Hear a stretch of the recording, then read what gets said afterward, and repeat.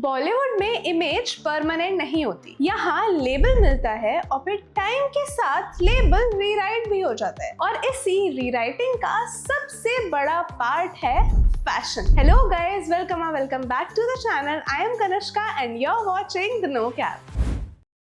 Last video में मैंने आपको उन सेलेब्स और मोमेंट्स के बारे में बताया था जहां स्पॉटलाइट में आने के लिए एक्स्ट्रा होना कंपलसरी होता है। More louder, shinier and more dramatic, because Bollywood में विजिबिलिटी ही करेंसी है। But today in this video we are looking through a different lens, जहां स्टोरी स्पॉटलाइट पाने की नहीं है। स्टोरी है स्पॉटलाइट पाने के बाद अपनी इमेज को कॉन्शियसली रीडिजाइन करने की। एक टाइम था जब किसी एक्ट्रेस को एक हिट गाना मिल जाता था और पूरी इंडस्ट्री एक टैग लगा देती थी, item girl. Glamorous, yes, talented may be, but perception limited. But time के साथ ही एक बहुत ही इंटरेस्टिंग पैटर्न दिखा कि इमेज एक्टिंग से कम और स्टाइलिंग पैटर्न से ज्यादा शिफ्ट होती है। Take Malaika Arora.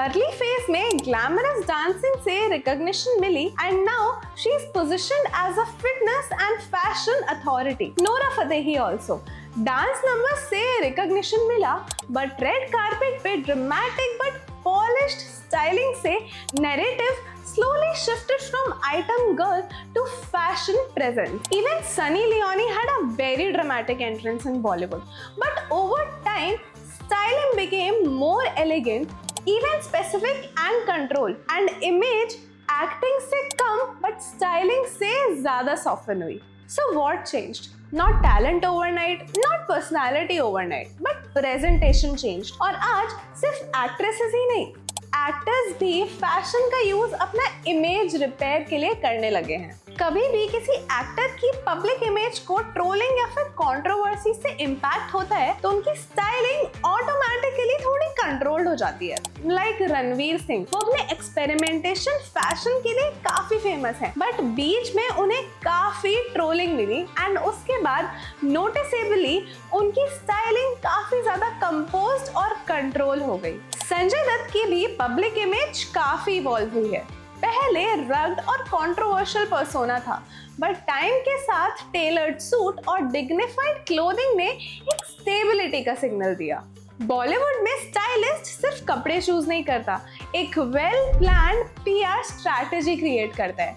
Structured blazers seriousness दिखाते हैं, जहां की हेरिटेज क्लोथिंग कल्चरल रूटेडनेस दिखाता है और मिनिमल पैलेट एक मैच्योरिटी शो करता है। ऑडियंस कॉन्शियसली या अनकॉन्शियसली इन सिग्नल्स को पढ़ती है और उसके बाद उनका परसेप्शन शिफ्ट होता है। बट सच तो ये है कि हम लोग अपीयरेंस के थ्रू जज करते हैं।